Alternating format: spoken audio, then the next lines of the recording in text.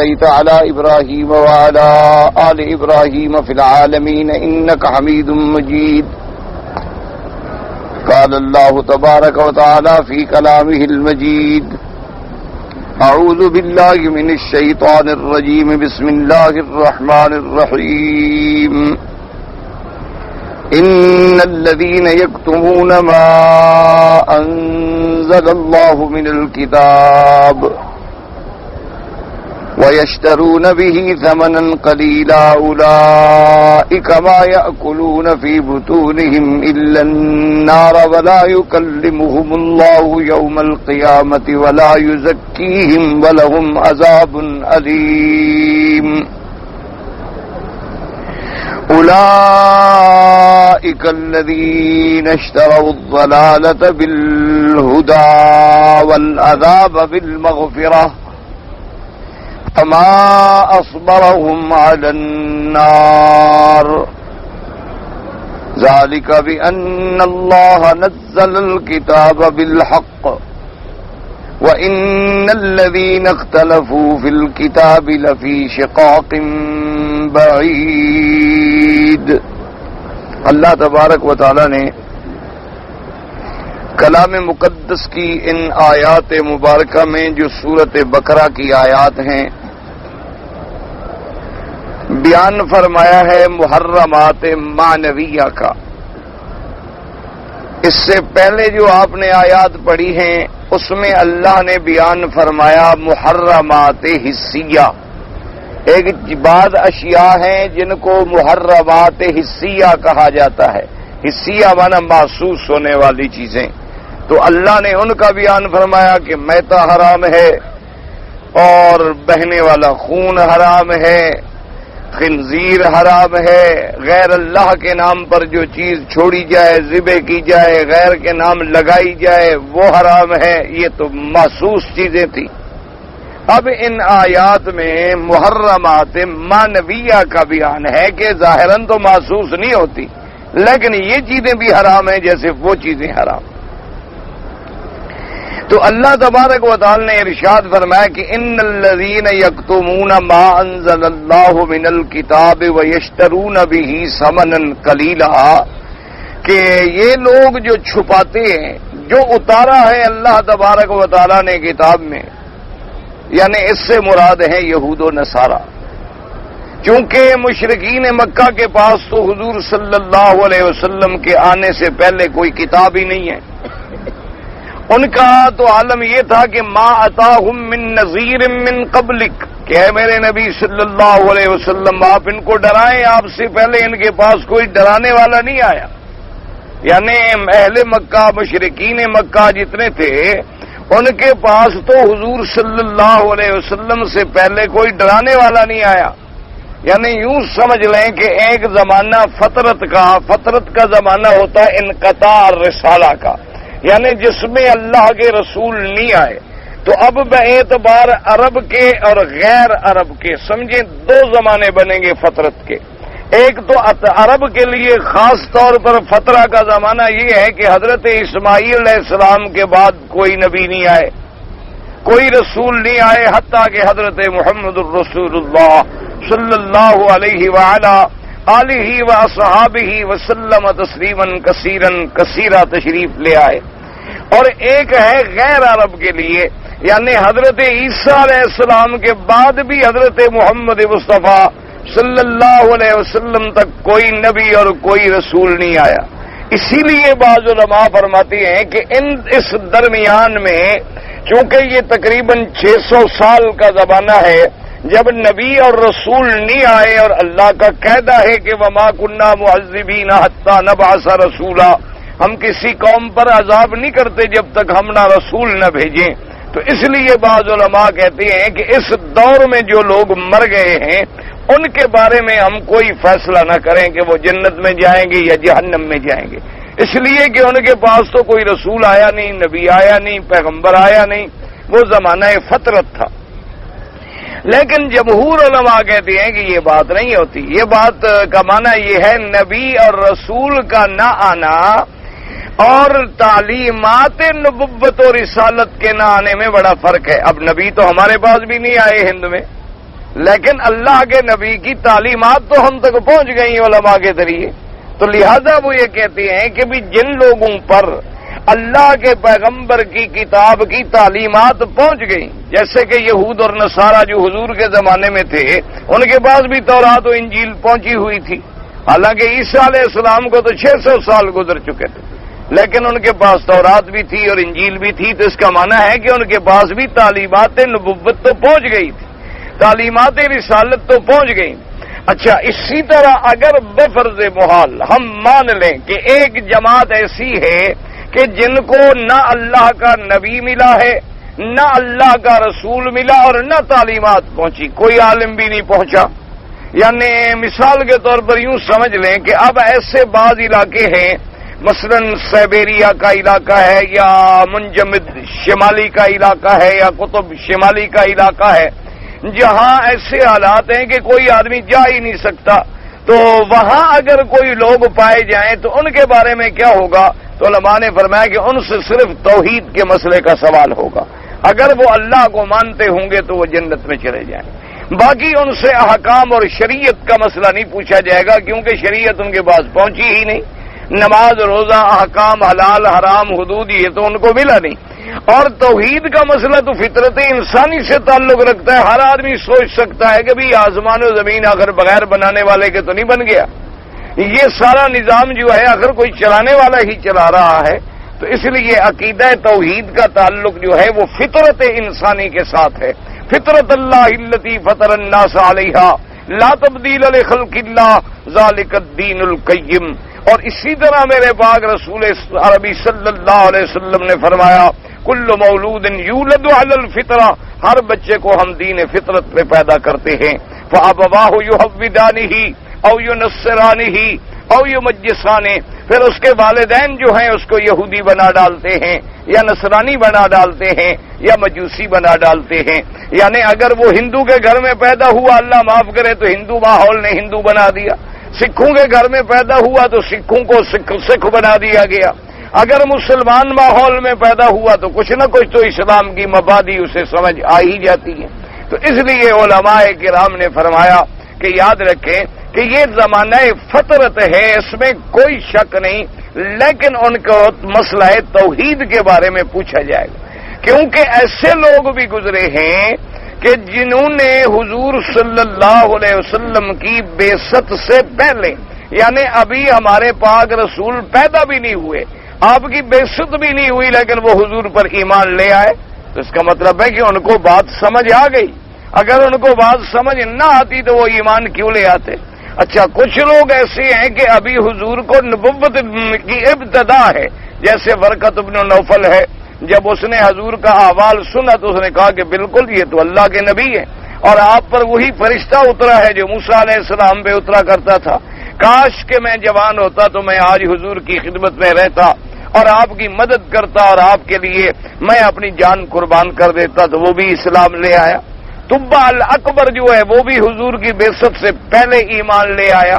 اسی طرح صاحب و یاسین کے بارے میں بھی آتا ہے اور بھی کتابوں میں ذکر آتا ہے، اور یہ بھی صرف شان محمد مصطفیٰ ہے، یعنی 1,24,000 نبی میں کوئی پیغمبر اور نبی ایسا نہیں کہ جس کے آنے سے پہلے لوگ ایمان لے آئیں، یہ شرف ملا ہے، یہ عظمت ملی ہے تو سرکار مدینہ صلی اللہ علیہ وسلم کو ملی ہے کہ آپ کی بعثت سے پہلے بھی لوگ ایمان لے آئے۔ تو اب جو اہل کتاب تھے مکہ مدینہ منورہ میں یہود و نصارہ، تو اللہ نے مذمت بیان کی ان کی کہ دیکھو یہ اہل کتاب ہونے کے باوجود کتنے بڑے کافر ہیں کہ پھر بھی کہتے ہیں کہ مردار جانور حلال ہے، حالانکہ اہل کتاب ہیں، لیکن پھر بھی کہتی ہیں کہ مردار جانور جو ہے وہ حلال ہے اور خنزیر جو ہے وہ حلال ہے۔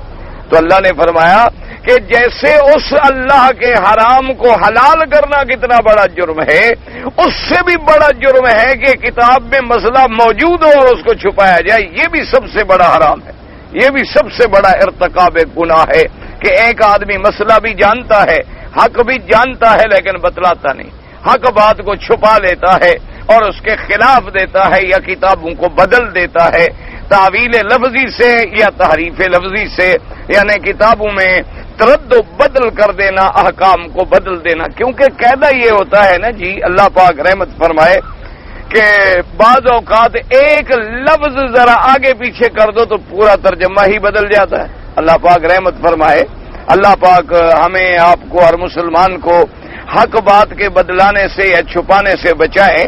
تو یہود اور نصارہ کی یہ عادت تھی کہ وہ کتاب اللہ میں، تورات میں تحریف کر دیتے تھے۔ تحریف کا کیا معنی؟ یا تو کہیں اپنی طرف سے کوئی لفظ ڈال دیا، اس میں ترجمہ بدل گیا، یا کسی جگہ اپنی طرف سے لفظ گھٹا دیا، ایک لفظ کم کر دیا، ترجمہ بدل گیا، یا کسی جگہ پر تحریف معنوی کر دی، یعنی ایک حرف کے دو معنی ہوتے تھے، ایک معنی وہ ہے جس کے لیے اللہ نے قرآن اتارا ہے، اس کو چھوڑ کے اس کا دوسرا معنی کر دیا، تو یہ بھی تحریف ہوتی ہے۔ اور یہ سب سے پہلے تحریف کرنے والے کون ہیں؟ یہود ہیں۔ یاد رکھیں، پوری یعنی تاریخ انسانیت میں جنہوں نے اللہ کے کلام میں تحریف کی وہ یہودی ہیں، جن کے بارے میں خدا نے خود قرآن میں فرمایا یحرفون الکلم عن مواضعہ، کہ یہ ایسی بدبخت قوم ہے کہ یہ اللہ کے کلمات کو اپنی جگہ سے بدل دیتے۔ اور پھر یہودیوں سے یہ سلسلہ چلا تو پھر یہ آیا روافض میں، شیعہ میں، انہوں نے بھی اللہ کے قرآن کو بدلا ہے، کیونکہ ان کی بنیاد بھی پیچھے یہودیت ہے، کیونکہ ان کا مؤسس اعلیٰ جو ہے عبداللہ ابن سبا ہے اور حسن ابن سبا ہے، وہ دونوں یہودی النسل تھے، تو وہ یہودیت والی جتنی مرضیں تھیں نا وہ بھی ساری ان کے اندر داخل ہو گئی۔ انہوں نے بھی اللہ کے قرآن کو بدل ڈالا، جیسے قرآن کہتا ہے کنتم خیر امت اخرجت للناس، انہوں نے کہا کہ نہیں، یہ امتن کا لفظ غلط ہے، یہاں تھا کنتم خیر ائمۃ، تم بہتر ائمہ، 12 امام، تم بڑے اچھے ہو، تمہیں اس لیے نکالا گیا ہے کہ تم لوگوں کو امر بالمعروف کرو اور نہی عن المنکر کرو۔ تو اب امت کے لفظ کو ایک حمزہ لگایا تو ائمہ بن گیا، اللہ کے قرآن میں تحریف کر ڈالی۔ اچھا، اسی طرح قرآن کی آیت آتی فبدل الذین ظلموا قولهم غیر الذین قیل لهم، تو وہاں انہوں نے کیا کیا؟ ایک حرف بڑھا دیا، فبدل الذین ظلموا آل محمد قولا غیر الذی قیل لهم، کہ وہ لوگ بڑے ظالم ہیں جنہوں نے آل محمد پہ ظلم کیا، حالانکہ یہاں آل محمد کی کوئی بات ہی نہیں تھی، یہاں تو بات یہودیوں کی چل رہی تھی۔ اس وقت آل محمد کا کیا تعلق تھا؟ ابھی تو حضور صلی اللہ علیہ وسلم کی بعثت بھی نہیں ہوئی ہے تو آل محمد پہ ظلم ہونے لگی ہے یہودیوں کے زمانے میں۔ تو یہ اللہ کے قرآن کی تحریف ہے، یہ قرآن کو بدل ڈالتے ہیں اور قرآن پاک کے بعض حروف کو آگے پیچھے کر دیتے۔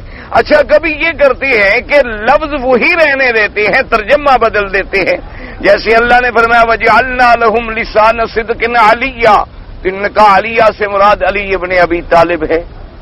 تو اللہ تبارک و اب لفظ وہی رہنے دیا لیکن نیچے ترجمہ بدل دیا۔ بھئی حالانکہ اللہ نے قرآن تو حضور پاک پہ اتارا ہے، حضور صلی اللہ علیہ وسلم پہ اتارا ہے، اور پھر اللہ کے نبی نے ایک ایک حرف ہمیں پڑھا دیا صحابہ کو، اور صحابہ نے پڑھا دیا پوری امت کو۔ اب اس میں کسی طرح کا رد و بدل کیسے ہو سکتا؟ اور پھر قرآن کی الفاظ چیخ چیخ کے کہہ رہے ہیں کہ وَجْعَلْنَا لَهُمْ، ضمیر جمع کا ہے اور آگے حضرت علی کیسے آ گئے؟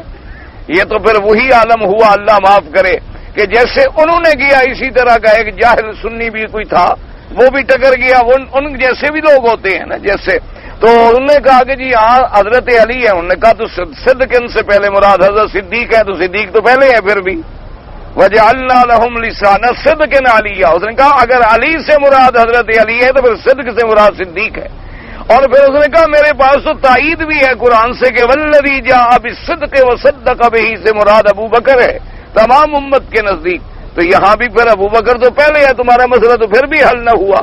تو یہ بھی دراصل تحریف ہوتی ہے۔ اللہ تبارک و تعالی سے دعا کریں اللہ پاک ایسی تحریفات سے بچائے، کیونکہ ایک لفظ بدلنے سے اچھا، اور پتہ ہے یہ جن لوگوں نے تحریف کی ہے نا جی، یہ اتنے خطرناک قوم ہے کہ ان کے بڑے بڑے مولوی جو تھے نا وہ سنی بن کے چھپے رہے اہل سنت میں، ساری زندگی انہوں نے اپنے آپ کو اہل سنت والجماعت کا بڑا مولوی بنائے رکھا، اور اہل سنت کے مسجدوں میں رہے، ان کے مدرسوں میں رہے، اہل سنت والجماعت کی کتابیں پڑھاتے رہے، اور ساری دنیا انہیں اہل سنت سمجھتی رہی، لیکن کہیں نہ کہیں وہ اپنی زہر پھیلا گئے، کتاب میں ایک ایسا جملہ لکھ گئے کہ اپنے مذہب کا حق ادا کر دیا۔ تو اس انداز میں بھی انہوں نے بے حد جو ہے، کیونکہ رد و بدل جو ہے نا، اللہ معاف کرے، جیسے کہ ایک عرب کا ایک مشہور واقعہ ہے، ایک بڑا فرزدق ایک شاعر گزرا ہے، بڑا عرب کا یعنی ایک مشہور شاعر گزرا ہے، فرزدق بڑا مشہور شاعر۔ تو اس نے، یہ سلیمان ابن عبد الملک کے زمانے کی بات ہے جب وہ بادشاہ تھا، تو اس بادشاہ کے زمانے میں اس نے بادشاہ کی شان میں کوئی قصیدہ لکھا، جیسے خوش آمدید درباری لوگ ہوتے ہیں، تو اس نے قصیدہ لکھا کہ بھی مجھے پیسے ویسے ملیں گے، انعام ملے گا۔ اتفاق ایسا ہوا کہ بادشاہ کو پسند نہ آیا، یا بادشاہ کا موڈ نہیں تھا، یا اس کے مخالفوں نے بادشاہ کو بھر دیا کہ چھوڑیں جی، یہ کیا اس نے قصیدہ لکھا ہے، قصیدے میں تو کوئی جانوان نہیں ہے۔ تو بادشاہ نے بہرحال انعام نہ دیا اور ٹھکرا دیا۔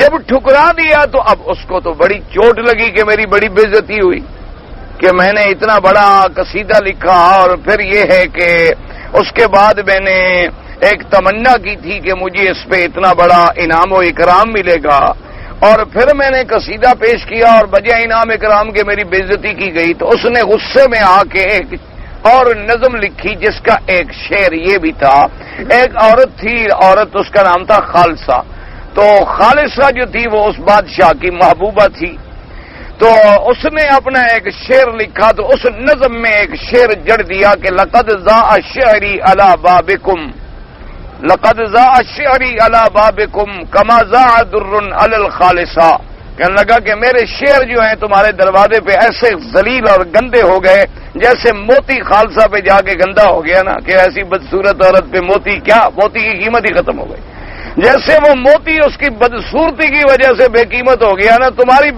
بے وقوفی کی وجہ سے میرے شعر بے قیمت ہو گئے۔ تو اس نے ایک شعر کہہ دیا، اب وہ شعر چلتے چلتے پہنچ گیا اس عورت کو، خالصہ کو، اور وہ بادشاہ کی منظور نظر تھی، اس سے تو غصہ آیا، اس نے بادشاہ سے کہا یہ کیا ہے، یہ تو میری توہین کرتا ہے، گلی گلی کوچے کوچے میں یہ شعر پڑھا جا رہا ہے، بچے پڑھ رہے ہیں کہ لقد ضاع شعری علی بابکم کما ضاع در علی الخالصہ۔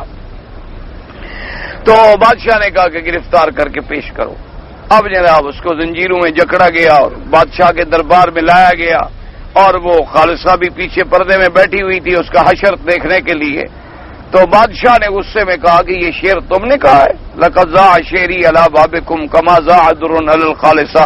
اس نے کہا بادشاہ سلامت، شعر تو میں نے کہا ہے، لیکن اس میں رد و بدل کیا ہے میرے دشمنوں نے، آپ کو پہنچا غلط ہے میرا شعر، شعر میرا ہے لیکن آپ کو ٹھیک نہیں پہنچا۔ اس نے کہا، بادشاہ نے کہا وہ کیسے؟ نے کہا لقد ضاع شعری علی بابکم کما ضاع در علی الخالصہ، میں نے تو ضاع حمزے سے کہا تھا کہ میرے شعر تیرے دروازے پہ آ کے کیسے روشن ہو جاتے ہیں جیسے موتی خالصہ پہ جا کے چمک اٹھتا ہے، میں نے تو ضاع کہا تھا، میں نے عین تھوڑی لگائی تھی، عین لگاؤ تو ضاع ہو جائے گا نا، ضائع گیا، اور ضاع حمزہ لگاؤ تو روشن ہو گیا۔ اس نے کہا میں نے تو ضاع کہا تھا، دشمنوں نے حمزے کو عین بنا دیا میری بے عزتی کرانے کے لیے۔ تو خالصہ سے صبر نہ ہو سکا، وہ پردے سے باہر نکل آئی اور اس نے پورے گلے کے ہار جو تھے اس کو دے دیے انعام میں کہ لے جاؤ، تم نے تو اتنا اچھا شعر کہا ہے، ایسے لوگوں نے ہمیں بھڑکا دیا تھا تمہارے خلاف۔ بادشاہ نے بھی بڑے انعام و اکرام دیے، انعام و اکرام لے کے چلا گیا۔ وہاں لگے کیا تھا کہ ضاع اور ضاع، وہاں حمزے کو چھوٹا حمزہ لکھتے ہیں نا، اس کو تھوڑا سا اور کھینچ دو تو عین بن جائے گا، ضاع بن جائے گا، مانا ضائع ہو جائے گا، اور اگر عین نہ بنا ہو تو ضاع مانا چمکنا ہے، روشن ہے، جیسے ضیاء سے اللہ تبارک و تعالی نے کیسے سورج اور چاند کو روشن کیا ہے۔ تو اس لیے بعض اوقات ایک لفظ سے، جیسے کسی اردو والے نے بھی اس کی مثال دی کہ ہم دعا لکھتے رہے اور تم دغا پڑھتے رہے، یعنی اب ایک ہی نقطے نے محرم سے مجرم کر دیا، اب محرم کے نیچے نقطہ لگا دو تو مجرم بن جائے گا آدمی۔ تو اس لیے ایسے ان روافض نے، شیعہ نے اور اصل میں یہودیوں نے اللہ کے قرآن کو بدلا، اللہ کے احکام کو بدلا، اللہ کے قرآن میں تحریفات کی۔ اب لوگ بیچارے جاہل ہوتے ہیں، ان کو کیا پتا، جب ان کو بتایا جائے کہ قرآن میں یہ آیت ہے، اب سب تو جانتے نہیں ہیں نا، کتنے لوگ ہیں جو قرآن پڑھے ہوئے ہیں، اور خاص طور پہ بڑے آدمی جو ہیں وہ تو قرآن کے قریب بھی نہیں جاتے، اللہ ہدایت عطا فرمائے انہیں، کیوں ان کے بچے تو پیدا ہوتے ہیں اور انگریزی سکولوں میں گئے اور چلے گئے ماشاءاللہ ہارورڈ میں اور کسی باہر کی یونیورسٹیوں میں پڑھ کے واپس، ان بیچاروں کو کیا پتا ہوتا ہے کہ واقعی قرآن میں ہے یہ لفظ یا نہیں ہے؟ تو ان کو جب اس قسم کی تعریفیں کی جائیں تو اللہ نے فرمایا کہ جیسے وہ حرام ہے، یہ خنزیر کو حلال کہنا اور میتا کو حلال کر دینا، اللہ کے قرآن کو بدل دینا، یہ اس سے بھی بڑا گناہ ہے۔ ان الذین یکتمون ما انزل اللہ من الکتاب، اللہ نے فرمایا تحقیق وہ کتنے بڑے مجرم ہیں جو چھپاتے ہیں جو ہم نے اتارا ہے کتاب کے اندر، جس چیز کو ہم نے حرام کیا کہتے ہیں حلال، جس کو ہم نے حلال کیا کہتے ہیں حرام، اور یہ کرتے کیوں ہیں؟ وَيَشْتَرُونَ بِهِ ثَمَنًا قَلِيلًا، اللہ نے فرمایا یہ ساری تعریف و تغییر تبدیل کی توان کیوں کرتے ہیں؟ تاکہ بدلہ بھی لے کچھ پیسے مال کے لیے۔ یہ سارا مسئلہ جو ہے نا مال کا مسئلہ ہے، یہ دولت کمانے کا مسئلہ ہے۔ بڑے آدمیوں کے لیے مسئلہ بدل دیا، غریب کے لیے اور مسئلہ، امیر کے لیے اور مسئلہ، بادشاہ کے لیے اور مسئلہ، فقیر کے لیے اور مسئلہ، اور جیسے جیسے کوئی آیا اسی طرح کے مسئلے بناتے چلے گئے تاکہ کچھ مال مل جائے۔ فرمایا اولئک ما یاکلون فی بطونہم الا النار، اللہ نے فرمایا یہ نہیں کھا رہے، نہیں ڈال رہے اپنے پیٹوں میں مگر جہنم کی آگ۔ اب کیا مانا یہ ہوتا ہے اب آگ تو نہیں کھا رہے، کھا تو مزے سے حلوے رہے ہیں، ہاں جی کھا تو حلوے شلوے رہے ہیں، ماشاءاللہ 11ویں کے دودھ پی رہے ہیں، تو بظاہر تو دودھ ہے، حلوہ ہے، ماشاءاللہ مٹھائیاں ہیں اور بڑے بڑے پکوان ہیں۔ اللہ فرماتے ہیں انجام چونکہ اس کا جہنم ہے، بظاہر جو کھاتے رہیں لیکن نتیجہ یہی ہے کہ اولئک ما یاکلون فی بطونہم الا النار، فرمایا ولا یکلمہم اللہ یوم القیامۃ ولا یزکیہم ولہم عذاب علیم، اللہ نے فرمایا ان بدبختوں کے لیے 3 سزائیں ہیں۔ ولا یکلمہم اللہ یوم القیامہ، اللہ ان کے ساتھ قیامت والے دن کلام بھی نہیں فرمائیں گے۔ کیا معنی؟ بعض علماء نے فرمایا کہ کلام نہ کرنے کا معنی یہ ہے کہ کلام رحمت نہیں فرمائیں گے، یعنی رحمت کی بات فرمائیں نہ، اب ان کے لیے تو عذاب ہی عذاب ہوگا، ان کے لیے تو زجر ہی زجر ہوگا، ان کے لیے تو تنبیہ ہی تنبیہ ہو۔ اور بعض علماء نے فرمایا کہ نہیں، قیامت کا دن جو ہے وہ عدل کا دن ہے، اور اس دن تو اللہ تبارک و تعالی یعنی سب سے بات فرمائیں گے، لیکن یہ ایسے بدقسمت ہیں ان سے وہ غصے والی بات بھی نہیں ہوگی، ان کو جو حکم ہوگا اللہ فرمائیں گے فرشتوں سے کہ تم کہہ دو، یہ اس قابل ہی نہیں ہے کہ میں ان سے کلام کروں۔ یعنی یہ اتنے بڑے بد کردار ہیں، اتنے بڑے گناہگار ہیں جنہوں نے اللہ کے قرآن کو بدل ڈالا، جنہوں نے حق کے مسئلے چھپا ڈالے، جنہوں نے دولت حاصل کرنے کے لیے غلط فتوے دیے ہیں، جنہوں نے دنیا کو حلال و حرام میں عقائد میں الجھا ڈالا ہے، فرمایا یہ اس قابل بھی نہیں کہ ان سے غصے کا کلام کیا جائے، یہ میری ناراضگی والے کلام سے بھی محروم ہیں۔ تو اس لیے بعض علماء نے فرمایا ان سے بلا واسطہ کلام نہیں ہوگا، ان سے جو بھی کلام ہوگا فرشتوں کے واسطے سے ہوگا، فرشتوں کو حکم ہوگا کہ ان کو یہ کہہ دو۔ فرمایا ولا یکلمہم اللہ یوم القیامۃ ولا یزکیہم ولہم عذاب علیم، اور فرمایا ولا یزکیہم، اور اللہ ان کو ہرگز پاک نہیں کریں گے۔ تو اس لیے اب مسئلہ سمجھا کریں، قرآن میں تقابل اور تضاد خود واضح ہو جاتا ہے، یعنی اللہ ان سے کلام نہیں کریں گے، لیکن اس کا مطلب کیا ہوا کہ جو حق کہنے والے ہیں ان سے اللہ کلام کریں گے، یعنی جو حق کہنے والے ہیں، جو صحیح بات کرنے والے ہیں، جو اللہ کا قرآن صحیح بیان فرمانے والے ہیں، ان سے اللہ خود کلام فرمائیں گے۔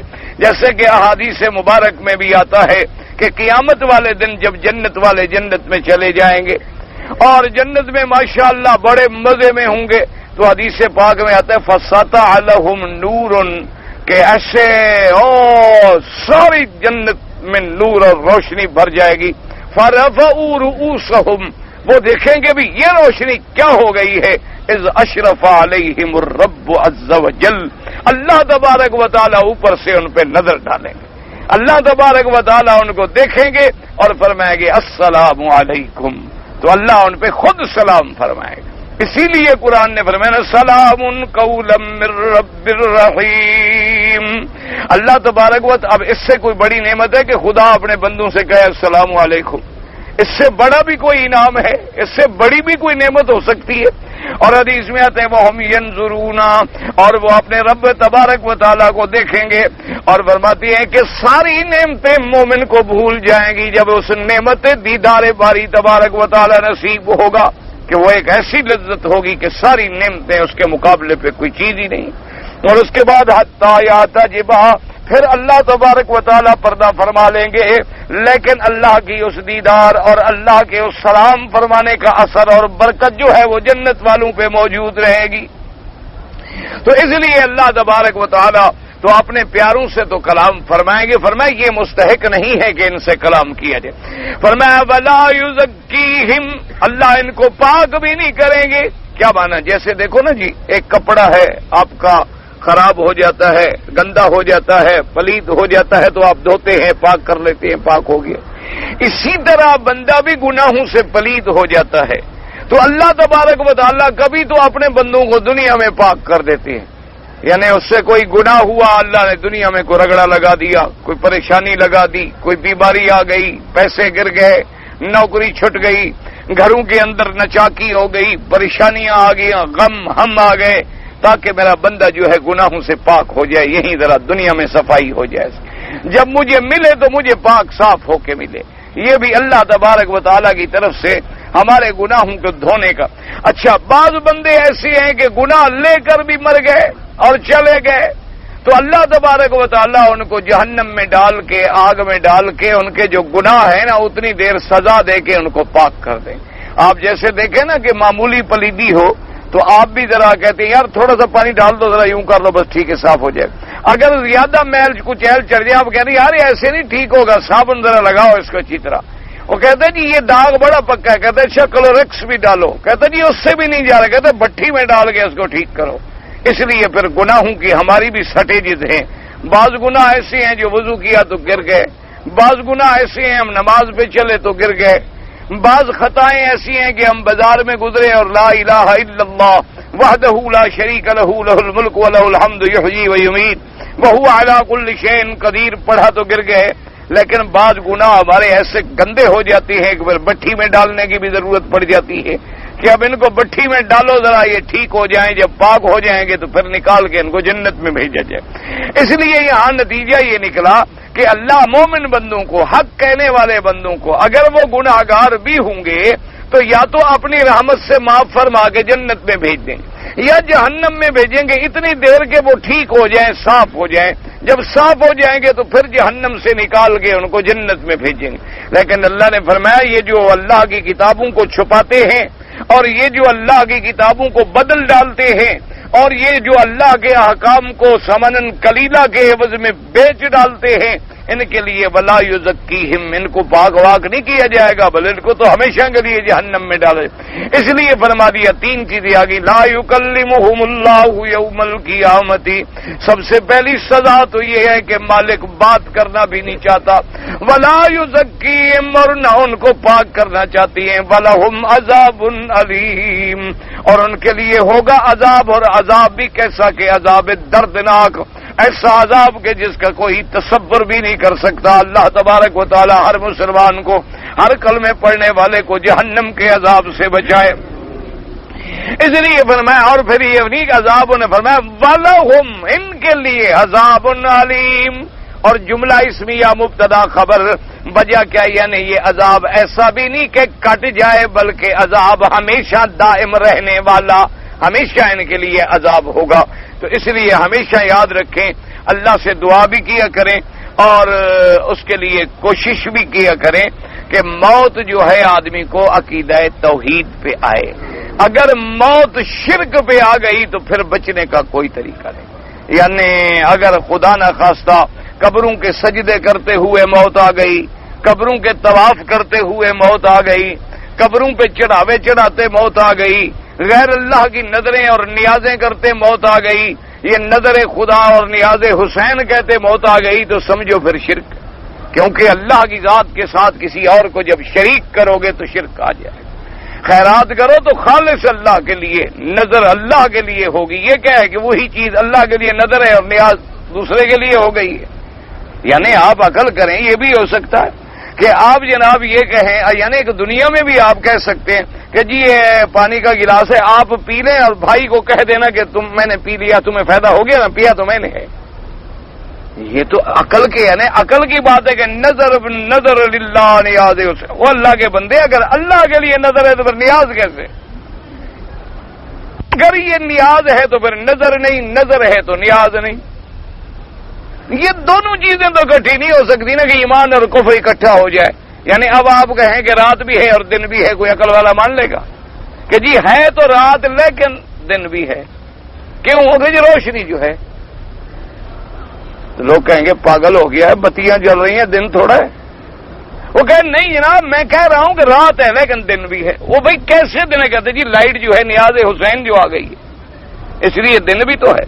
یہ کفر ہے، یہ مذاق چھوٹی موٹی باتیں نہیں ہیں، یہ کفر تک لے جانے والی ہے. جب غیر اللہ کو کہ جی یہ خدا کے لیے خالص میں نے منت مانی تھی لیکن داتا صاحب کی مزار پہ شرک آ گئی. سیدھی سی بات یاد کہ اگر خدا کے لیے مانی تھی تو پھر دربار کا کیا مطلب؟ تم نے خدا کے لیے مانی تھی اور تمہاری نیت یہ تھی کہ ثواب داتا صاحب کو ملے تو آپ مکے میں بھی کر دیں اللہ ثواب بھیج دیں گے، آپ مدینے میں بھی خیرات کر دیں اللہ ثواب دے دیں گے. ثواب تو اللہ نے دینا ہے، وہ آپ نے تھوڑا لے جانا ہے. لیکن جب آپ نے کہا کہ نہیں جیسے کہ خدا کے عمرے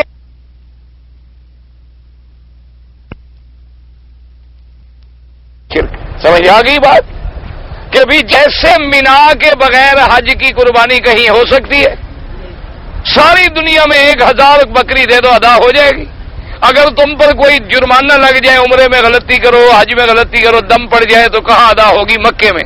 اور وہاں بھی عقیدہ ہے کہ خبردار اور کہیں ذبح نہ کریں، صحیح میرے پیر کے نام پہ ہے، یہ مرشد کے نام پہ، یہ تو کلندر کے نام پہ ہے، وہاں ذبح ہوگی. اللہ نے فرمایا یہی شرک ہے، اس سے بڑا مشرک تو اور ہوتا کوئی، اسی کا نام تو شرک ہے. اور شرک کو کوئی سینگ ہوتے ہیں، شرک کو کوئی دم تو لگی ہوئی نہیں ہوتی. وہ بھی تو یہی کہتے تھے، پہلے جو گزر گئے ہیں وہ بھی یہی کہتے تھے. ان کو پتہ نہیں تھا بھلا یہ جو بت ہیں لکڑی کے بت، ان کے سامنے پتھروں کے بتوں کے سامنے جو آگے مٹھائیاں رکھ دیتے تھے، پاگل تھے، ان کو نہیں پتہ تھا کہ یہ نہیں کھاتے. دیکھو جی آج بھی ہندو اپنے دیوی دیوتاؤں کے گلے میں جا کے پھول ڈالتا ہے، ان کے سامنے بڑے بڑے جناب حلوے اور مانڈے اور مٹھائیاں اور پکوان رکھتا ہے. کیا پاگل ہو گیا ہے؟ دماغ خراب ہے اس کا؟ وہ نہیں جانتا کہ یہ تو بت ہے، لکڑی کا، پتھر کا، پیتل کا، سونے کا، چاندی کا، یہ کھائے گا مٹھائی؟ کیوں رکھتا ہے؟ سمجھو مسئلے کو. کھائے گا کون؟ مجاور. کھائے گا کون؟ پرشاد وہاں جو بیٹھے ہوں گے لنگر چاٹنے والے، وہ کھائیں گے. وہ بت کھائے گا؟ کچھ نہیں کھائے گا. تو پھر ایک آدمی جو کھاتا نہیں اس کے آگے جو رکھو کوئی فائدہ.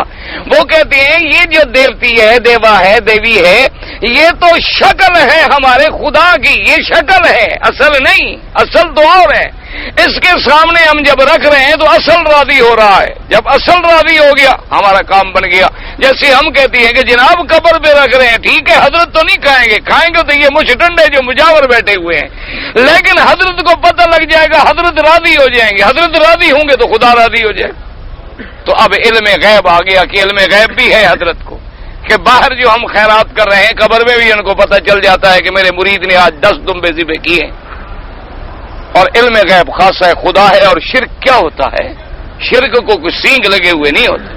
باقی یاد رکھو کہ اولیاء اللہ کے لیے دعا مانگنا، ثواب بھیجنا، خیرات کرنا کوئی منع نہیں. کرو، آج مکے میں کرو، 10,000 ریال خیرات کر دو، 1,00,000 خیرات کر دو. دیکھا نہیں روز مکے میں خیراتیں نہیں ہوتی. اگر خیرات منع ہوتی یہ منع نہ کر دیں.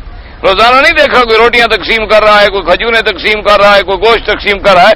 یہاں تو ایسے ایسے تاجر بھی ماشاءاللہ گزرے ہیں جو جس نے وصیت میں لکھا ہوا ہے اپنی اولاد کو کہ میرے خیرات کے لیے 100 اونٹ روزانہ ذبح ہوتا رہے. اور آج اس کو پتہ نہیں کئی سال گزر گیا روزانہ ہو رہا ہے. 100 اونٹ قیمت تو لگائے. ہم تو صرف پھول لے آتے ہیں نا باہر سے، وہ بھی جھوٹے پھول، سچے پھول نہ ملے نا تو بغیر خوشبو والے لے آتے ہیں. کیا جی چادر چڑھا رہے ہیں حضرت خوش ہو جائیں گے. خدا کے بندے پھولوں کی چادر چڑھانے سے حضرت خوش ہو جائیں گے؟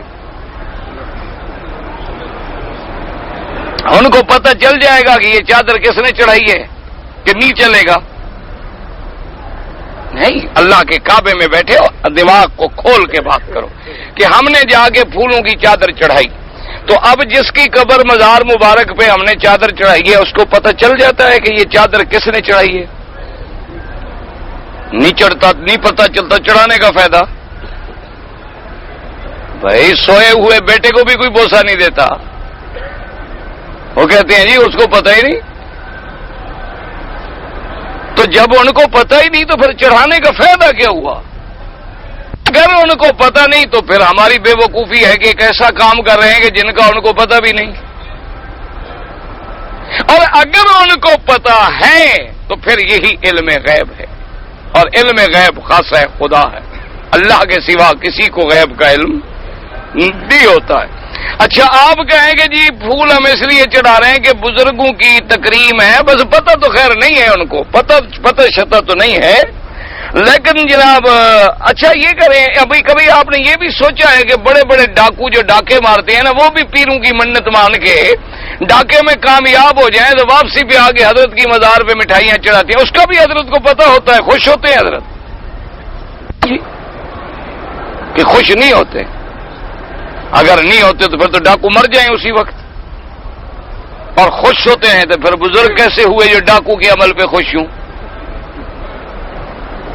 کوئی عقل کرو، خدا کے لیے اپنے آپ کو شرک سے بچاؤ کا بات تمہیں بڑی کڑوی لگے گی، لیکن قیامت میں یہ نہ کہنا کہ ہمیں توحید سمجھائی نہیں گئی تھی، یہ علیحدہ بات ہے کہ کہنا کہ ہم نے مانا نہیں تھا، کہ جی ہمارے دماغ میں تو بات بٹھائی گئی تھی لیکن ہم نے نہیں مانی، چونکہ ہمارے باپ دادے کا ایک طریقہ چلا آ رہا تھا، ہم نے کہا چھوڑو مولوی مکی تو کل پیدا ہوا ہے نا، یہ چادریں پھول تو مدت سے چڑھائے جا رہے ہیں، وہی کرتے رہو جو ہوتا رہا ہے، دیکھا جائے گا، یہ تو کل کے مولوی ہیں، خدا جانے کب پیدا ہوئے ہیں، کب کہاں سے آئے ہیں، لیکن یہ نہیں کہہ سکو گے کہ ہمیں مسئلہ نہیں بتلایا گیا۔ اچھا اگر یہ پھول ڈالنا کہتے ہیں جی ٹھیک ہے، حضرت کو بھی پتہ نہیں اور کوئی نہیں، لیکن ہماری محبت کی دلیل ہے، تو یہ محبت ابو بکر کو بھی سمجھ نہیں آئی، حضرت عمر عثمان علی کو بھی سمجھ نہیں آئی، تم ان سے بھی ماشاءاللہ دین میں آگے بڑھ گئے ہو، ماشاءاللہ تمہارا تو محبت کا پیمانہ حضرت حسن حسین سے بھی آگے بڑھ گیا ہے، تم تو پھر اصحاب رسول سے بھی آگے بڑھ گئے ہو کہ اگر خدا کے بندے یہ بات محبت میں شامل ہوتی تو سب سے پہلے میرے پاک نبی کی مزار مبارک پہ نہ پھول چڑھائے جاتے، اور سب سے پہلے چڑھانے والا حضرت ابو بکر ہوتا، سب سے پہلے چڑھانے والا حضرت عمر، حضرت عثمان، حضرت علی ہوتے رضوان اللہ علیہ مجمعین، کہ وہ کہتے کہ جی اچھا خدا کی شان دیکھو کہ کوئی مشرک یہ نہ کہہ سکے کہ جی وہاں تو پھول نہیں ہوتے، اللہ کی شان ہے سب سے اچھا گلاب مدینے میں ملتا ہے، کوئی کل کو یہ کہے گا نہیں جناب پھول تمہارے پاس نہیں ہوتے، پھول تو ہمارے ملک میں ہوتے ہیں، تو آج بھی مدینہ منورہ میں پھول اتنا اچھا ملتا ہے طائف میں اور مدینہ منورہ میں کہ ساری دنیا اس گلاب کا مقابلہ نہیں کر سکتی۔ خیر ایک تو ہماری محبت ہے، ہم کہتے ہیں نا کہ مدینہ شریف کے کسی عام درخت کا بھی ساری دنیا مقابلہ نہیں کر سکتی، لیکن ایک حقیقت بھی ہے کہ وہ پھول اتنا اعلیٰ ہے، اتنا اچھا ہے، لیکن ایک حدیث میں مجھے دکھا دیں کہ بی بی فاطمہ الزہرا نے اپنے ابے کی قبر مبارک پہ پھول چڑھایا ہو، بی بی عائشہ صدیقہ نے اپنے شوہر عظیم کی قبر پہ آ کے پھول چڑھایا ہو، تو اس کا مطلب ہے کہ ان کو جو طریقے محبت کے نہیں سمجھ آئے وہ تمہیں سمجھ آ گئے ہیں، ماشاءاللہ ماشاءاللہ، شکر ہے کہ تم ان سے بھی محبت میں آگے بڑھ گئے۔ انا للہ و انا الیہ راجعون۔ اب جناب فرماتے ہیں کہ انہوں نے کیا کیا؟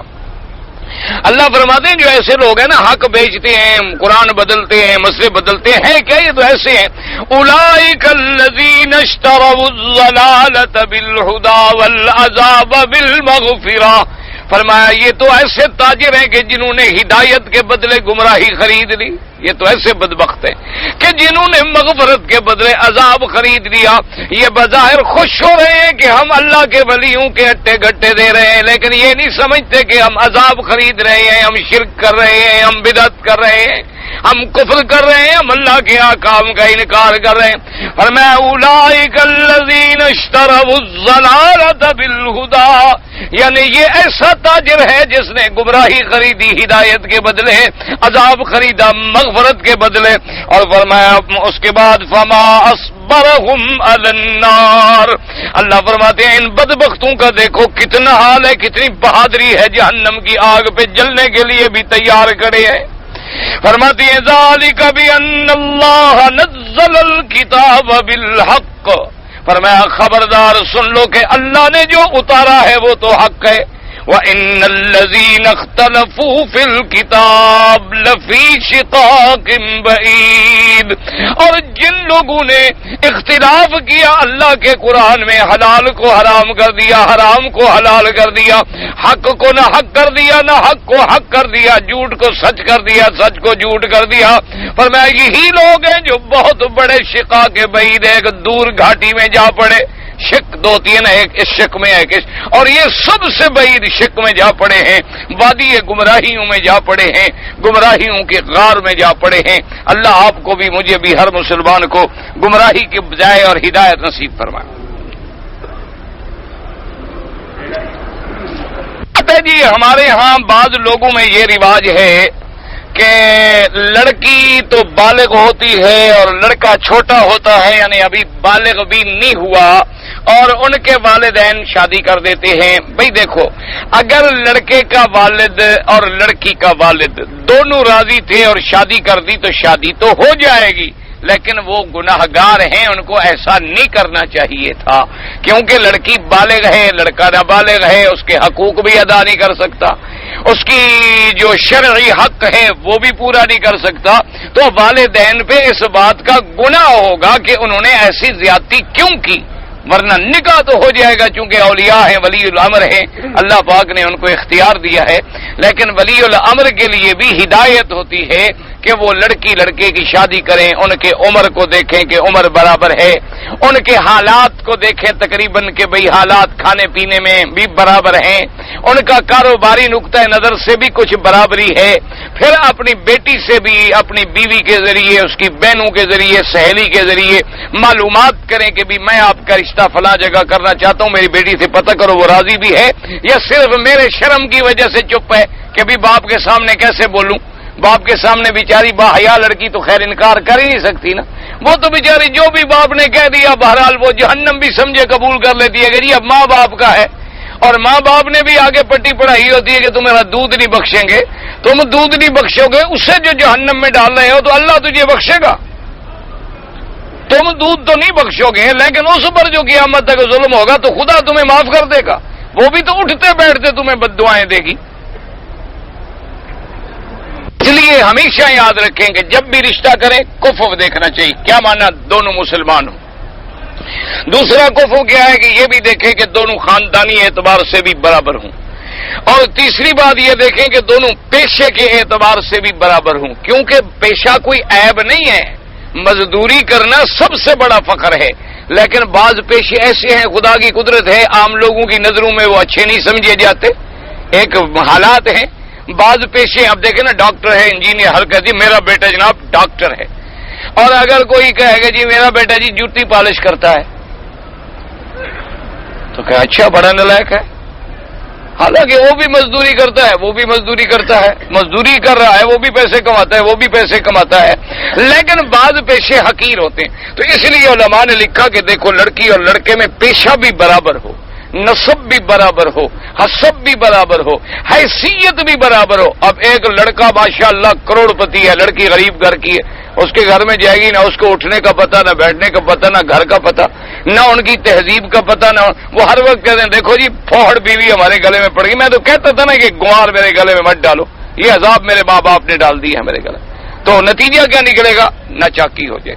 یا اسی طرح مثلا لڑکی بہت بڑی امیر ہے اور لڑکا غریب ہے، وہ ہر وقت تانے دے گی کمال کی بات ہے میرے باپ نے مہربانی کی، تم ہماری روٹیوں پہ پلتے ہو، مجھے آنکھیں دکھاتے ہو، پھر خامن تو نہ ہوا، وہ تو نوکر ہو گیا۔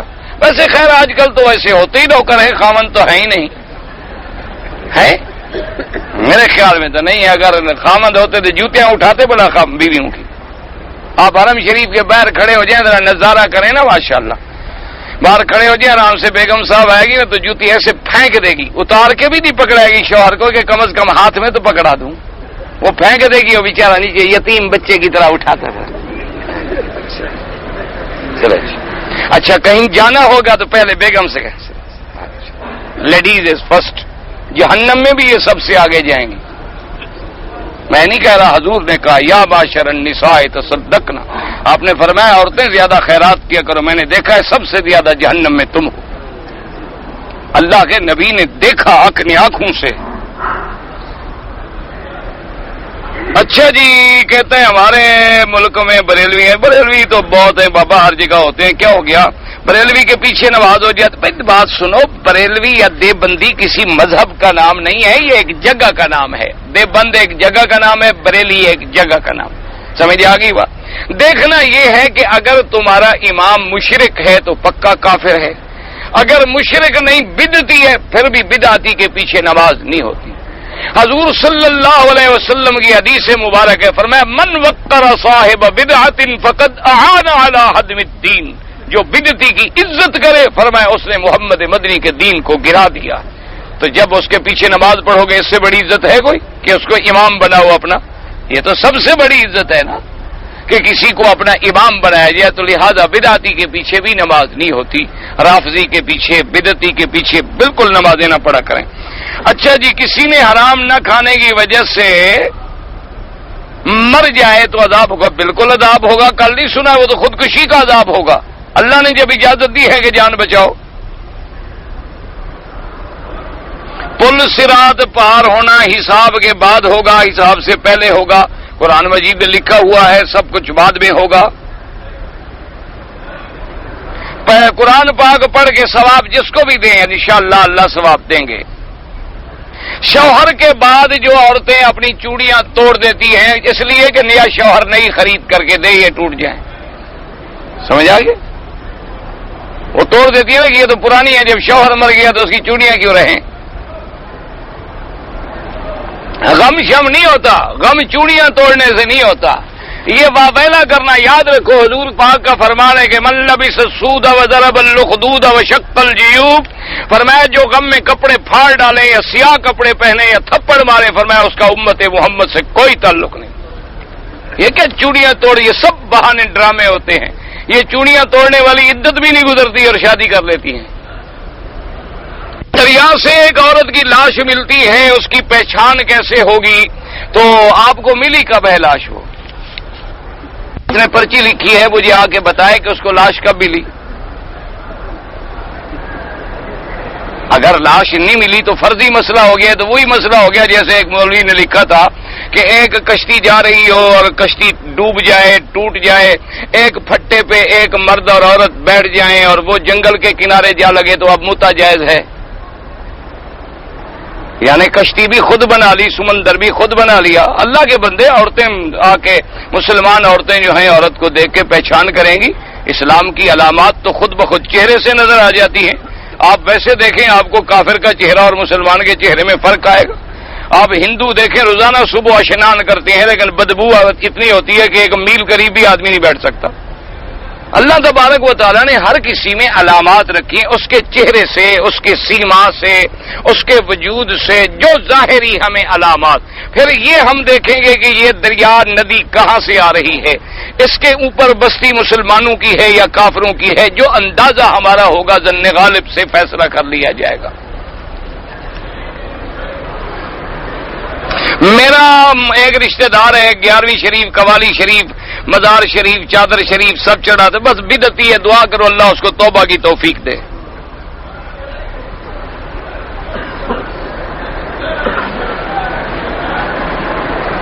میرا گاڑی میں اقامہ رہ گیا، اللہ خیر کرے، آپ جس موٹر میں آئے نمبر یاد ہو تو آپ جا کے بتا دیں۔ بہرحال دعا کریں اللہ سب کی پریشانی رفع کرے۔ جو لوگ یہاں سکے بیچتے ہیں 10 ریال 2 اور 9 دیتے ہیں یہ حرام ہے۔ روکونی یمانی جو ہے یمن کی جانب ہے، باقی اس جگہ حدیث میں ہے جو دعا مانگے اللہم انی اسألک العفو والعافیہ تو اللہ کے فرشتے کہتے ہیں اللہ اس کی دعا منظور فرما۔ احرام کا کپڑا آدمی خود استعمال کر سکتا ہے، کیوں نہیں کر سکتا؟ تمہارا کپڑا ہے جو چاہو کرو۔ احرام باندھنے سے وہ حرام ہو گیا، پلید ہو گیا، دوسرے کا ہو گیا؟ میرا نام محمد بخش ہے، یہ جتنے نام ہیں نا، نبی بخش، رسول بخش، حسین بخش، فیض بخش، سب شرک کے نام ہیں، بدل دینے چاہیے۔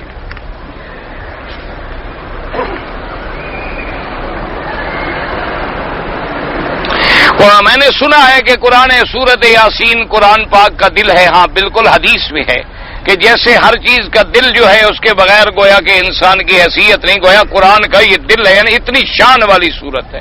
اور یہ بھی کوئی حدیث میں ہے کہ کوئی آدمی اگر فوت ہو رہا ہو، اس کے قریب سورت یاسین پڑھی جائے تو رحمت کے فرشتے اترتے ہیں اور اس کے روح نکلنے میں آسانی ہوتی ہے۔ یہ بھی حدیث مبارک ہے۔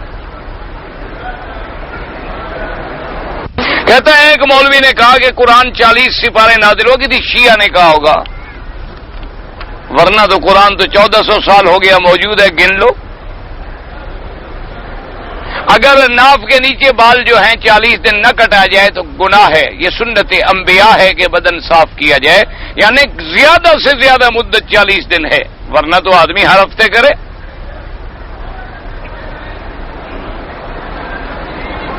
جمعہ کے دن اکثر آدمی گھر سے مرغ، مٹھائی، پتہ نہیں کیا مسجد بھیجتے ہیں۔ اگر اللہ کے لیے بھیجتے ہیں تو ٹھیک ہے، کوئی پیر فقیر کا نام بھیجتے ہیں تو حرام ہے۔ عورت اگر حیض کی حالت میں ہو اور آدمی اس سے جماع کرے اور نطفہ ٹھہر جائے، وہ نطفہ تو حلال کا ہوگا، لیکن تم نے گناہ کیا کیونکہ حیض میں عورت سے ملنا حرام ہے۔ یسألونک عن المحیض قل هو اذن فاعتزلوا النساء فی المحیض۔ یاد رکھو، ورنہ اس بچے کا کیا قصور ہے؟ بچہ تو ٹھیک ہے، جب تم ویسے چلو عورت کو حیض نہ ہو، جب میاں بیوی ملتے ہیں تو پاک ہوتے ہیں ملنے کے بعد، تو ویسے تو پلید ہو جاتے ہیں دونوں، تو بچے کا تو کوئی فرق نہیں پڑتا، وہ بچہ تو بچہ ہے، وہ تو نطفہ ہے۔ جب ویسے چلو حیض نہ ہو، ملو گے تو دونوں کو اس کے انزال کے بعد غسل کی ضرورت ہے کہ نہیں ہے؟ تو دونوں ناپاک ہو گئے، لیکن بچہ تو پاک ہے، بچے کا کیا قصور ہے؟ اگر کوئی آدمی بیمار ہے، اس کا پیشاب کے قطرے نہیں رکتے، تو وہ ہر نماز کے لیے جب نماز کا وقت داخل ہو تو وضو کر کے نماز پڑھتا رہے، نیچے کپڑا رکھ لیا پھر بدل لیا۔ کسی کو گالی دینے کی مجھے عادت تو نہیں تھی، لیکن غصے میں نکل گئی تو اس سے معافی مانگ لو، بس ختم ہو گئی۔ منافق کی عادت ہے کہ جو ہمیشہ عادی ہو ایسی بات کا۔ حلال جانوروں میں کتنا چیزیں حرام ہے، گنتے رہے، میں نے ابھی گنی نہیں۔ عجیب آدمی ہے۔ ایک بنگلہ کتاب میں لکھا دیکھا ہے کہ مولانا رومی صاحب نے کہا تھا حد کتاب و حد ورق کے جو مثنوی پڑھے ہوئے ہیں ان سے جا کے پوچھو۔ فرعون نے کہا تھا انا ربکم اللہ، منصور نے کہا تھا انا، یہ تم جانو اور وہ جانے جو صوفیہ تصوف کے مسائل کو سمجھتے ہوں۔ ایک آدمی اگر ایم اے پاس ہی نہیں ہے تو پرائمری پڑھا ہوا ہے تو ادھر بات ہی کیوں کرے؟ بات یاد رکھو، فرق ہوتا ہے، اللہ تبارک و تعالی رحمت کرے، وہ کافر ہوتا ہے، ایک مسلمان کہے تو وہاں ہم تعویل کریں گے، کوشش کریں گے کہ اس کے کلمے کو ایسی بات پہ معمول کریں کہ وہ کفر سے نکل آئے، لیکن ایک ہے ہی کافر، اس کے لیے تعویل کی ضرورت ہی نہیں ہوتی۔ حدیث میں آیا ہے کہ فجر کی نماز کے بعد جو لیٹ جاتا ہے، بہرحال اثر ہے، قول ہے کہ فجر کی نماز کے بعد نہ لیٹے، ورنہ کسی صحیح حدیث مبارک میں یہ حکم نہیں ہے۔ بہرحال اگر کسی آدمی کی ساری رات ڈیوٹی ہے، نماز پڑھ کے سو گیا، کوئی بات نہیں۔ میرے پاس قرآن کے کچھ اوراق پھٹ گئے ہیں تو ان کو آپ دفن کر دیں یا کہیں پانی میں ایسی جگہ کسی چیز میں ڈال کے بہا دیں جہاں پاؤں نہ آئے، بے ادبی نہ ہو۔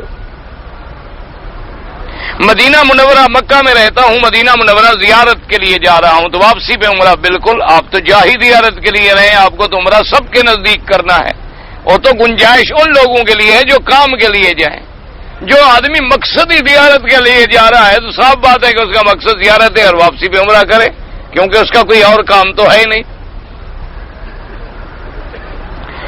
سعودی عرب میں محمد احمد، ہاں یہاں مفرد نام ہوتا ہے، ہمارے ہاں مرکب نام ہوتے ہیں، ویسے صحیح بات یہی ہے جو یہ عرب والے رکھتے ہیں، جیسے حضور نے فرمایا انا محمد وانا احمد وانا الماہی وانا الحاشر وانا العاقب الذی لیس بعدہ نبی۔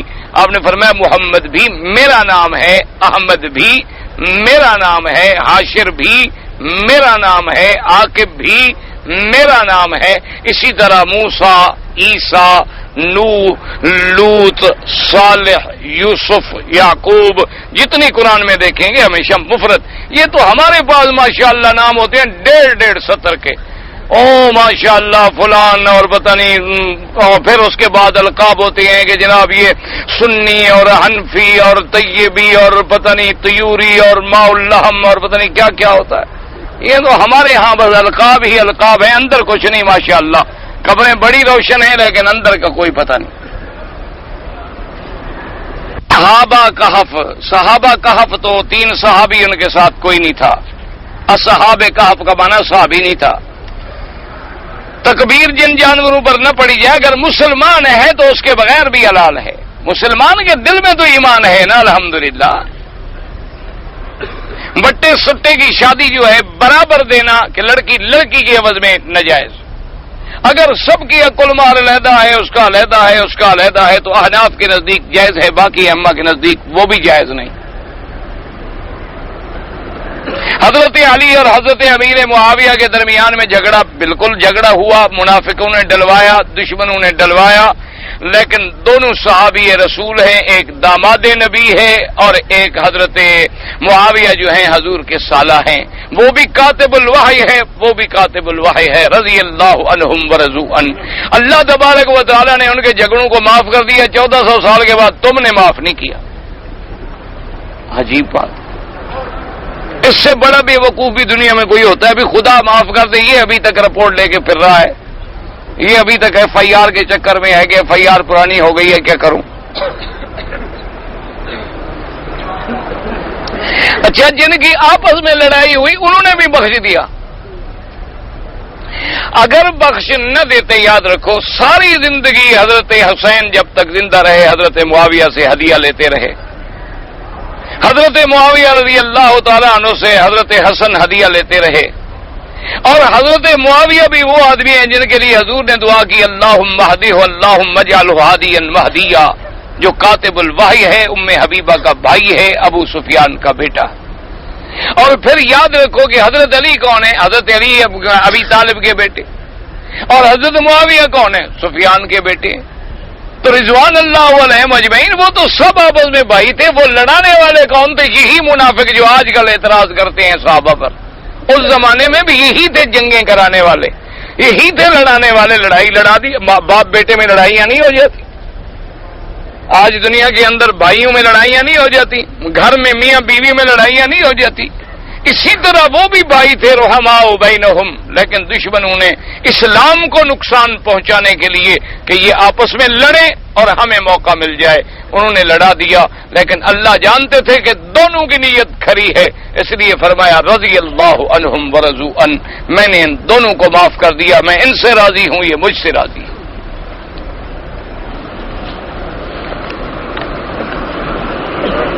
شادی سے پہلے لڑکا لڑکی ایک دوسرے کو دیکھ سکتے ہیں اگر خطبہ کریں. یاد رکھو خطبہ کیا معنی. مثلا ایک آدمی کے گھر میں لڑکی ہے، ہم نے خطبہ کیا کہ جی میں شادی کرنا چاہتا ہوں. اب خطبے کے بعد ان کو حق کہہ کے دیکھ لیں. ایسے نہیں کہ روز دیکھتے رہو کہ میں شادی کروں گا انشاءاللہ، ویسے روز لوگوں کی لڑکیاں دیکھتے رہو. تو تمہاری لڑکی کو اگر اسی نیت سے کوئی دیکھتا رہے تو برداشت کرو گے؟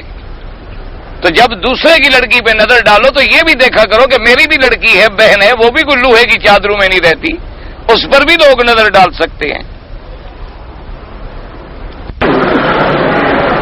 مجھے تو یہ پڑھا نہیں کہ نماز کے اندر انگولی پتہ نہیں کیا ہے، یہ کوئی صاف لکھو تو پڑھا جائے. دم پڑ جائے تو دم کی قیمت غریبوں میں دے سکتے ہیں. نہیں، دم ہے، قربانی ہے، خیرات ہے، کفارہ ہے. یہی تو ہم آپ کو روتے ہیں کہ شریعت میں بدلہ نہ کرو. اللہ نے فرمایا جیسے کہ میت کی تکریم کرو، عزت کرو. اب تکریم کا معنی پھول چڑھاؤ، یہ تم نے کہاں سے نکال لیا؟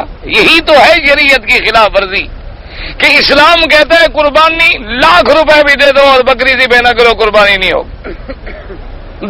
دم کا معنی کیا ہے؟ خون بہانا، کہ بکری کا خون بہاؤ ورنہ دم ادا نہیں ہوگا. اس لیے اس کے بدلے میں آپ پیسے نہیں دے سکتے، آپ دم دینی ہوگی. ہاں بعض مسائل ایسے ہوتے ہیں، بعض غلطیاں ایسی ہیں کہ جن میں اختیار ہے کہ چاہو تو دم دے دو، چاہو تو روزے رکھ لو، چاہو تو صدقہ کر دو، خیرات کر دو، وہ غلطی دیکھنے کے بعد فیصلہ ہوتا ہے کہ غلطی کیا تھی۔ عمرہ اپنے لیے کر سکتا ہے، ماں باپ، ہاں بالکل، کوئی فوت ہو گیا اس کے لیے کوئی ضروری نہیں، اگر وصیت کی ہے تو ٹھیک ہے، ورنہ عمرہ اپنے لیے کرو، طواف اپنے لیے کرو، ان کے لیے دعا کرو اللہ ثواب دے۔ عمرے کے بعد جتنا مرضی آئے آپ طواف کریں، روزانہ کریں، بلکہ سب سے زیادہ افضل یہ ہے کہ جتنے دن مکے میں رہو طواف زیادہ کرو۔ یہ ایک ایسی عبادت ہے جو تجھے دنیا کے کسی کونے میں نہیں مل سکتی۔ قرآن شریف تم ہر جگہ پڑھ لو گے، خیرات ہر جگہ کر لو گے، تہجد پڑھ لو گے، نفل پڑھ لو گے، طواف کیسے کرو گے؟ طواف صرف اللہ کے گھر کا ہے، تو اس لیے مکے میں افضل عبادت جو ہے عمرے سے بھی طواف افضل ہے۔ پتہ نہیں اگر قضا نماز پڑھی جائے عام نماز کا برابر، بھیا کوئی وضاحت لکھا کرو، بہرحال قضا جب پڑھو گے تو ثواب کیوں نہیں ملے گا، لیکن آمدن قضا نہ کیا کرو، اگر ہو توبہ کرو اور پھر قضا پڑھو، جیسے اصل نماز کا ثواب ہے اس کے برابر تو نہیں ملتا، لیکن فرض تو ادا ہو جائے گا۔ اصل جب اپنے وقت میں پڑھو گے وہ علیحدہ بات ہے، قضا کو تو پھر ادا کرو گے کہ صرف وہ جو ہمارے ذمے ایک گناہ وہ ساقط ہو گیا، فرض ادا ہو گیا۔ مہندی کا رنگ ملا کر اگر بالوں میں لگایا جائے بالکل جائز ہے، کوئی بات نہیں، کوئی منع نہیں۔ ہمارے ہاں جو ہے الصلاۃ علی خمسۃ الاطہار و ائمۃ الابرار و دعاتہم الاخرار، یہ سب شیعہ کا ہے، یہ شیعہ ملنگ ہے نا، یہ ملنگوں کا ہے۔ لی خمسۃ النطفی بہا حر الوبا الحاتمہ المرتضی والمصطفیٰ ابناہما والفاطمہ، سب شرک ہے۔ اللہم صلی علی سیدنا محمد وعلی آل سیدنا محمد وبارک وسلم علیہ، یا اللہ یا رحمان یا رحیم یا حی یا قیوم یا ذی الجلال والاکرام، یا الہنا الہ کل شیء الہ واحد لا الہ الا انت، اللہم انت المیسر لکل عسیر وانت علی کل شیء قدیر، اللہم یسر امورنا وامور اولادنا وامور اخواننا وامور المسلمین۔